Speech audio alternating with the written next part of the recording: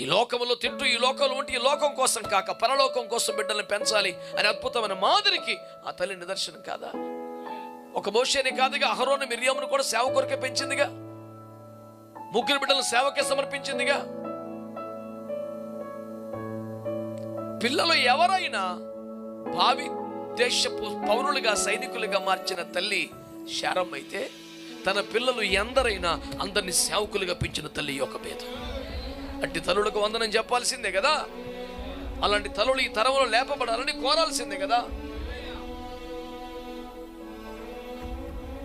పుష్పగుచ్చాలకి, కేకులకి, గ్రీటింగ్లకి పరిమితం అవ్వకూడదు క్రైస్తవ్యం. పిల్లలు ఎవరైనా కడుపును పుట్టిన బిడ్డల్లాగా పెంచే నైజం అలవాటు చేసుకోవాలని శారమ్మ దగ్గర నేర్చుకోవాలి.